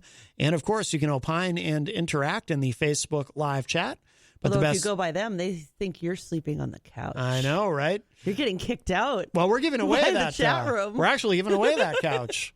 We were supposed to give it to Eazy-G, but I don't think he's taking it. He's not. Yeah. So it's on you to get rid of it. Might be Habitat for Humanity. Miriam Banish suggested Can't doing boho that. the rest of my living room until you get rid of it. Right. Get rid of it. Be gone. According to Mediaite, MyPillow CEO Mike Lindell slams Newsmax for caving Really? to Dominion, says he will only watch OAN now. Oh. You know, I'll give the guy credit for going on Jim McKendall's show, though. Jimmy Kimmel? You know, I really, actually, if you haven't watched it, don't do it now, but Yeah. it's actually rather entertaining to watch because they get really honest with one another. They really start getting honest. Like, Jimmy's really, like, hitting him with, you can't really believe this. And, Yeah. and he does. Yeah. He really believes that stuff. He's not just throwing it out there to sell pillows. He really seems to buy into it. No, I think he's sincere. I think he's crazy and a fool, but I do think he's sincere. Says here, the winnowing of the field for real and true Trump news continues on the right, with the CEO of 2020 Conspiracies and MyPillow tells ex-Trump advisor and former Breitbart head Steve Bannon that even Newsmax is now off the list. Wow. Mike Lindell is I not. thought they were like the god of media. No, well, no. For the far right. Mike Lindell has not slowed his campaign to, quote unquote, prove that the 2020 election was stolen from Donald Trump, and he'll have no disagreement on it. Case in point, his remarks on Bannon's War Room podcast. Bannon. Do you mean like he's actually going into the chat room on this show and typing responses? Is that what they're saying? No, he was on the show. He was on Steve Bannon's show. Is that what you mean? Yeah. No, I thought it meant that he was like trolling them and giving them feedback of, I don't like your show anymore. So no. It's not. See, My Way was more fun. Oh, okay. Yeah, no. Bannon asked Lindell about Newsmax. The conservative network posted a retraction and apology regarding Dominion employee Dr. Eric Coomer recently. They also interrupted a Lindell rant about Dominion to some comic effect.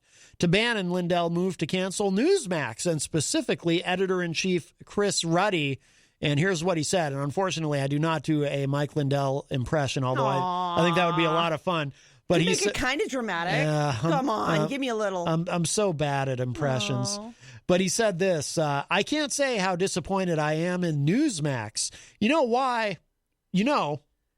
Why would you give into the lawsuit, which was by Eric Coomer, then give in and say, oh, it's one thing to settle whatever that settlement was, but don't say that there was no evidence, that there is not evidence. We have worked long and hard on this. I'm sure that Newsmax, they've obviously looked at it, unquote. Well, I think they looked at it and determined there was no evidence. And they, or that they didn't want to end up in a suit, too. Yes. Bannon interrupted to say that they must have come up with contrary information in their own investigation. Be a good movie. What? Bannon Interrupted. Oh, Bannon Interrupted. Bannon Interrupted. It sounds like a good movie title. So Bannon doesn't want to get sued, obviously. Exactly. So Lindell said, no, they're 100% wrong. So I want to call them out and say, how can you just like Alan Duke that's over at Facebook? They're as bad as Alan Duke. I don't even know who that is. I don't know who that is either. I mean, they're as bad as the lead a little stories. concerned, though. That David Duke, you know? Yes. I mean, they're as bad as the lead stories that fact-checked Facebook Where are their facts? You know, Newsmax, did you give in because you didn't want because of this lawfare? Explain yourself, Chris Ruddy and Newsmax. Why would they do it? The timing is just very suspicious here when you got Maricopa County coming. Don't you know it's all a conspiracy? They're coming out. They're showing their true colors. Wait, if the cancel culture of the right, or I don't know, whoever has it right now, does that to Newsmax, isn't OAN the only one they got left? Like, are they going to cancel themselves out of existence? I don't know. I just think Newsmax doesn't want to get sued by Dominion because everybody else is. Oh, of course, yes. Now, I wonder what the order is. Like, okay, because they're suing Giuliani, too. And Giuliani's in so much legal hot water. Who gets dibs on what money? Well, no one's ever going to actually collect on any of this, but... Or does the federal government get dibs because they're going to have to house them in a federal prison? No, that doesn't work that way. Charles Richardson says, can someone tell me why we care about the pillow guy and his news watching preference? Well, you know, watching a train wreck. Yes, and I can't help it. And he has, he has bought some commercial time on this program, so we have to talk about him. Have you not been wearing a mask or social distancing? Did you recently attend a Trump rally? Then you or someone close to you is probably laying down. Hi, I'm Mike Lindell, inventor and CEO of MyPillow. No one should underestimate the value of a good rest. And I should know. When I was addicted to crack, passed out on a deserted street during a bender in Mexico, I realized this curb's doing zero favors for my neck. Then after talking directly to God and not myself, MyPillow was born. Years later, after a settlement for deceptive ads and an F from the Better Business Bureau, I'm a multimillionaire. How? Because America. There's no problem that a pillow can't solve. Freebasing in an alley? You're gonna want MyPillow. A woman wants to choose what she can do with her own body? That's gonna need a pillow. Wife left you in an ugly divorce? Use about 8 pillows. And if you vote Trump come November, you can get 2 of my pillows for the price of 2 of my pillows. Call my new number now. So, you know, we have to... Biggest ripoff coming. We have to show him some deference. He taught America how to unzip a pillow and take out stuffing. Well. And then he sold it to him for like $100. You got to give the guy some credit. That's just a little act of genius on his part. Oh, sure. I patent my filling. I showed you can take it, you can customize it, which means unzip it and take out stuffing. Well, he's an innovator. That's the customized $100 pillow. Seriously, I'm sorry, but Charles liked the ad. Charles liked the ad. Yes. Tom Blanchard says, I have a couple of his pillows. We love them. Well, that's great. Yes. Did you really spend $100 for a pillow? Bobby Champagne says, my Uncle Charlie used my pillow for his pillow, and now it's definitely his pillow. I actually do have a kind of an expensive pillow, but at least it's got more. It's not an as seen on TV. Right. It's like real and stuff. We have a call. Hi, welcome to Matt Connarton Unleashed. Who's this? Hi, Matt. Hi, Jenny. This is Ronnie. How you guys doing today? Hi, Ronnie. Hey, Ron. How are you? Well, I could be doing better until I heard that commercial about the MyPillow and it brought back memories. Yeah, I got ripped off. I bought one of those things. I'm sorry. What a waste of money. It was Really? The thing turned up when I used it lumped in a ball, and then when I finally washed it, it was a waste. I got totally gapped on that. Wow. I'm so sorry. We're all Yeah, guilty. it's all right. We're all Live and learn. guilty of getting taken by a snake oil salesman. Every one of us has done it. I know I've done it with the product too. So Yes. Yeah. Could have been worse. So, there should Could've be been the some stuff my counseling for grandma all of us. bought, There should be that some vitamin stuff. The government should supply us with some kind of grieving and counseling to help us get us through with a ripoff. Well, I would suggest, Ron, that you complain to the Better Business Bureau about MyPillow, but he already has an F rating, so I don't think it gets any lower. Yeah, I don't think so. Maybe F No. minus. Hey, I tell you what, I give the guy an A for spoofing us all. He, he had me. But everybody told me, I don't buy it. It's a waste. I got one. I didn't like it. And it's like, I guess I had to know for myself. It was like the wet paint thing. You just can't, you just can't help. Right. I'll tell you, some things are just better not to go cheap on. And I personally have a new relationship with money, and I don't go cheap on anything that's for me anymore. Cheap is expensive. Cheap is expensive. Cheap is a shortcut to I don't like it. I just wasted it, and now I need to spend more money to replace it. All right, guys. Thanks for your time. I had to vent. All right, Ron. Thanks absolutely. for the call. Bye-bye. I feel bad for anybody that got taken by it. I really, I do. I do. I get it. Everybody wants a good night's sleep. Everybody has, a lot of people don't, but most of the time it's your mattress. It's a problem anyway. Tom Blanchard suggests buy an American. I wonder where my pillow is made. Yeah, right? Who's stuffing those pillows? That's right. Is he using child labor? Probably. Does he know? Where's it being manufactured? I mean, maybe he makes them himself in his basement. that happened to somebody else. Who was it that was famous? They had like a clothing line, and they found that the clothes were getting made by children. There's been a bunch of those scandals over the years. Hi, welcome to Matt Connarton Unleashed. Who's this? It's easy. I wasn't going to call back, but my mother bought one of those pillows years ago, and she hated it, and she sent it right back. Really? Yeah. This is years ago. She's not a fan of the My Pillow. No. That's my 2 cents. All right. See, now Eric, I have to go home and look up my pillow. My pillow, the one that I have that's not a My Pillow. Yeah. Remember the cool one I got for travel that was for my infusions? Yeah. I actually did look into really good pillows and what, all of that stuff. I actually had cervical surgery, so it does matter to me, but this is just, it's stupid. I'm sorry. It's a bunch of filling. You take it in, you put it out. That's all it does. Mm-hmm. It doesn't do anything grand. It's just a pillow. And yes. It's not worth $100 in my book. That's for sure. A couple people mentioned in the chat room, Mike Pence is coming to New Hampshire. I know. TheHill.com reports Pence to headline New Hampshire event in June. It says here, former Vice President Mike Pence will headline a campaign event in New Hampshire next month, fueling speculation that he may run for the White House. Do you think he'd run against Trump? Here's the thing. I don't see it.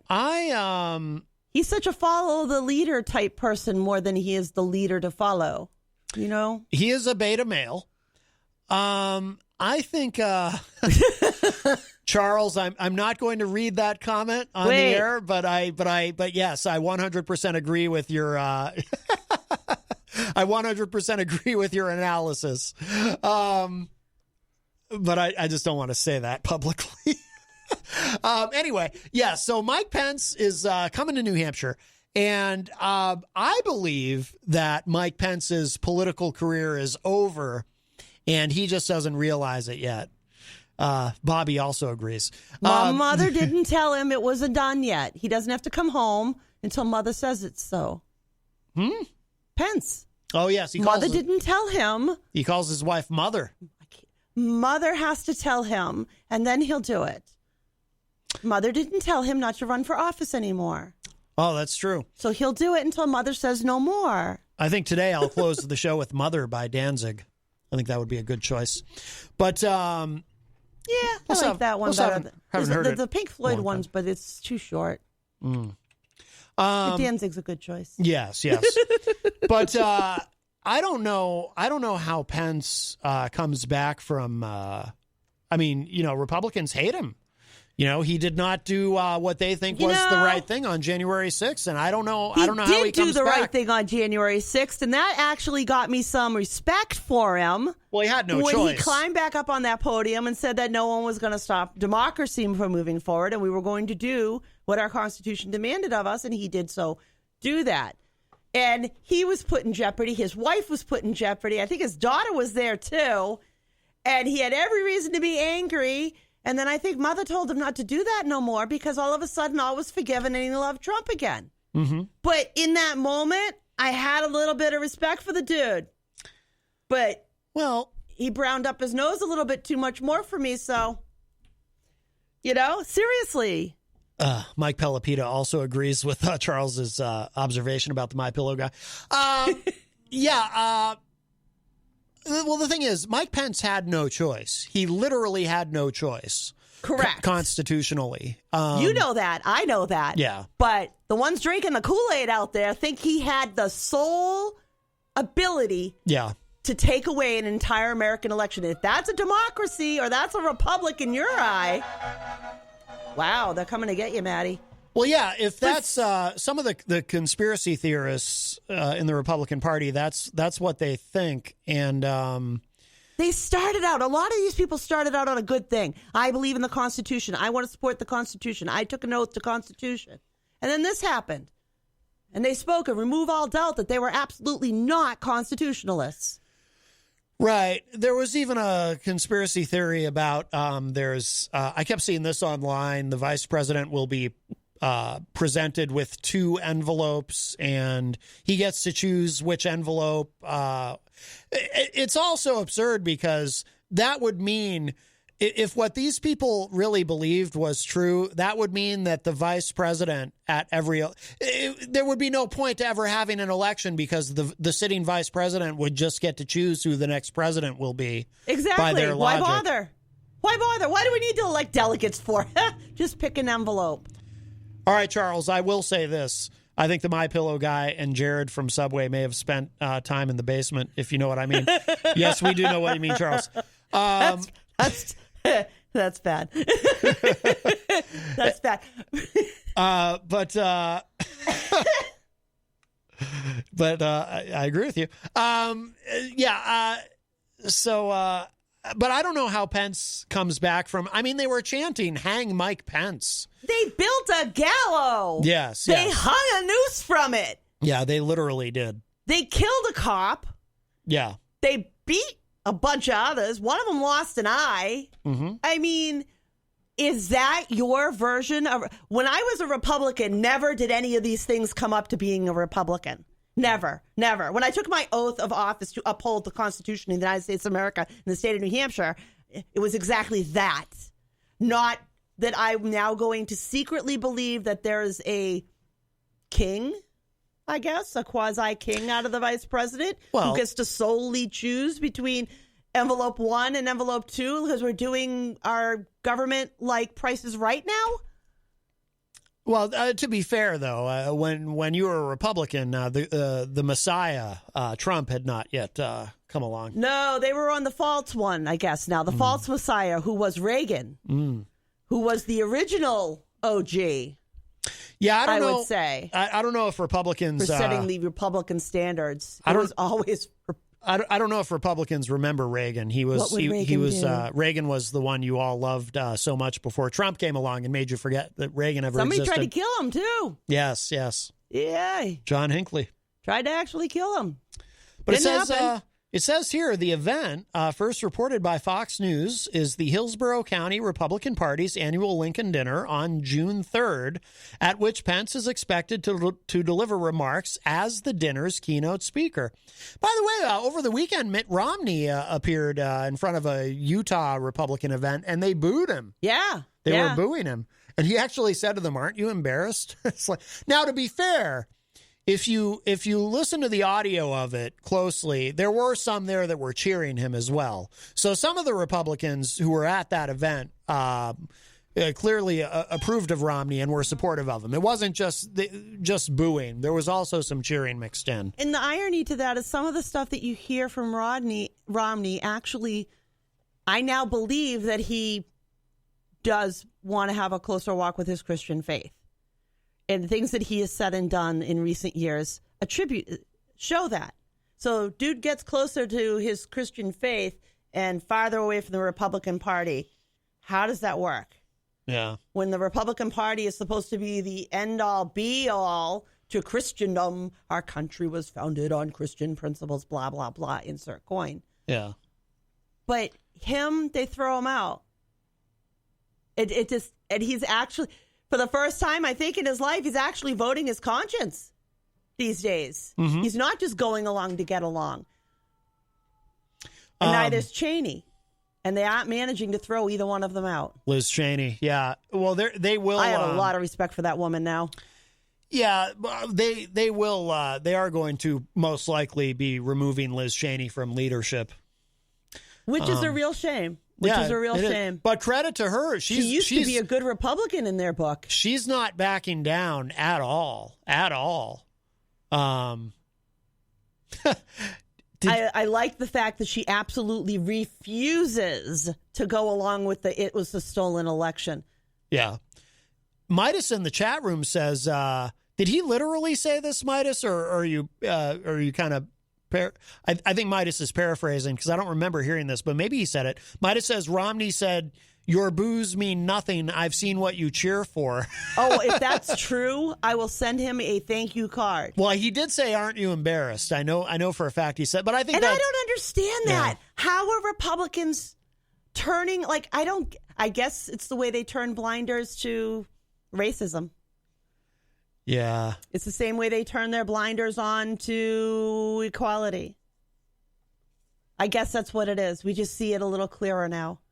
I can't believe, I'm ashamed that I ever called myself a Republican with what I see today.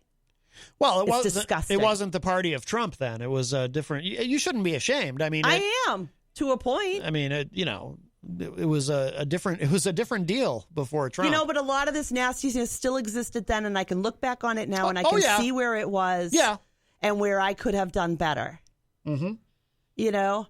And it's the good old boys club needs to go away. We're done. We need to get away from that. We're not going to get away from that till we vote them all out of office. I firmly believe that. You want diversity? Elect diversity. Yeah. Stop electing the same old team decade after decade after decade. What did they used to say about you try fool me once, shame on me, fool me twice, shame on... No, that's not it. Fool me once, shame on you. Fool me twice, shame on me. And we should get this by now. We should get this by now. And for whatever reason, people still go in there and they act like voting is a chore, and I'm just going to pick whoever's at the top or the last name I saw on a sign. By the way, Tom Blanchard in the chat room says, OMG, are we goofing on the guy for being an ex-drug addict that turned his life around? Referring to No. The My Pillow guy, Mike Lindell. No. Actually, you know what? In fact, I will say this. I admire that about him, and I respect that about Mike Lindell. He is an ex-drug addict, and he did turn his life around, and he's an entrepreneur and apparently a very hard worker and a dedicated person, and I appreciate that about him. I'm just goofing on him. Naive. I think he's naive and falls into these terrible things. Yeah. But he was flat out honest about doing crack and what it did to his life on the Jimmy Kimmel show. Yeah. That he just went on. I've never heard somebody be that honest about crack. Like, I've heard it about booze or whatever, but he was just really honest about it and how he ended up doing it. And I give the guy a lot of credit. If he wants to make a book about that, I'll buy a copy and support it. But not this stuff. He has a book. But not this stuff. He actually has an autobiography, I believe. I'm going to have to look for that. Yeah. I'll have to look at it on my reader. I respect that about him. I do too. But he's a conspiracy theorist loon. And I think that's why we pick on him. And I think Charles's observation I'm going to pick on him anybody who thinks that we're being run by some secret cabal that's gone on for hundreds of years. Dude, we are not that intelligent. We can't even pass an anti-lynching bill. Yeah. I am interested in what Pence is he going to actually attempt to run in 2024? Because Trump has effectively frozen the field. Usually at this point in the election cycle, usually as soon as the last presidential election is over, we see the field forming for the next election. But everybody's kind of... But what's he going to say? Everybody's kind of frozen because we don't know what Trump is going to do. Because if Trump runs, assuming he can stay out of jail, if Trump runs, he will be the nominee in 2024. But he's not going to take Pence with him again. He's already thrown a bus over him. Right. Although he's done that before, and Pence just went dutifully back. Okay, here we go. Oh, Pence will go back. Now have another?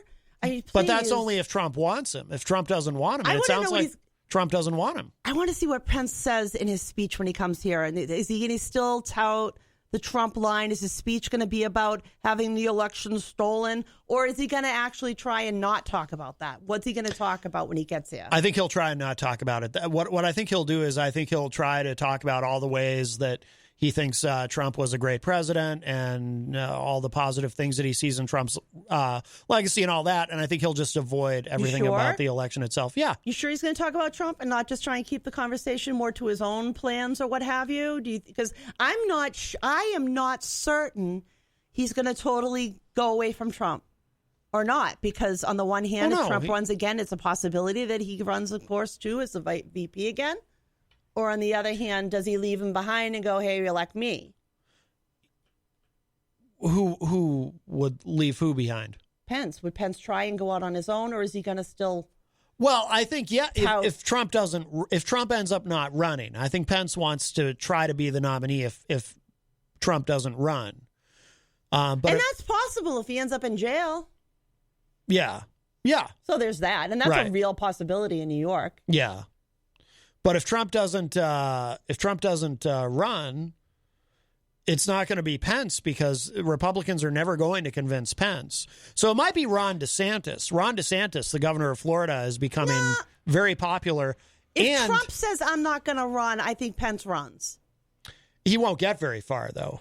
He'll run for president if Trump backs out and says, I'm not going to do it. Oh, he might run, but he's not going to get it. He's not going to be the nominee. No, but he'll run. He'll save face. Republicans will never But will if never Trump forgive runs him. again, now what happens if Trump says, I am going to run again, but he doesn't? He's already, rolled a few over Pence and he says, I'm picking a different VP. Yeah, there's a lot of speculation. He'll pick Ron DeSantis of Florida. This is some serious uncharted territory. I don't agree that he would necessarily take DeSantis. I think he'd want somebody a little more mealy-mouthed. Well, DeSantis he doesn't do well with competition at the mic. DeSantis is a rising star in the he's not mealy-mouthed. Republican Party. And Trump needs a mealy-mouthed partner. He can't have somebody that's cocks as much as he can. No, but I think DeSantis would fit into whatever container Trump insisted on pouring him into. You know what I mean? I think he just would play whatever role Trump wanted him to play if it meant. And DeSantis is young; he's in his early 40s, so he could run with Trump, try to become vice president, then try to become president at the end of Trump's term. I can see it. It's going to be interesting to see what happens. Oh, This yeah. is definitely a weird time. I mean, in the past, when Kennedy died, there was question, is Johnson going to run for president? But this is so weird because this is a situation. There's no death. Everybody's still in the game, but they're all, sometimes they're in each other's pocket and the other times they're rolling over each other's heads. I mean, you just never know what to expect from them. Rocky Huber is in the chat room. He made a funny comment that I definitely cannot read on the air, but that did make me chuckle. And Midas says, I'd love for Trump to run again. Let's make it 10 million this time in terms of how many votes he loses by, I assume. Well, I suppose. We do need to begin to wrap Is it up. that time? Yeah. Oh, yeah. my. So if you missed any part of today's show, it will be up in just a little bit at WMNHradio.org. And we'll be back. We'll be back tomorrow. Make sure you're back 7 a.m. for the morning show with Peter White. And if you missed today's morning show with Peter White, Eazy-G Eric Gagnon was on and scored himself a guest appearance on Retro Spectrum Radio this Friday. The first so that'll be fun. official guest appearance ever. Yes. On Retro Spectrum since it's come back. That's right. That's he right. Scored a big one. Yes. So we're going to get out of here. That is it for now. Happy Monday, everybody. And here's a little Danzig for you, as promised. And we'll talk at y'all a little bit later. Bye-bye. Bye-bye.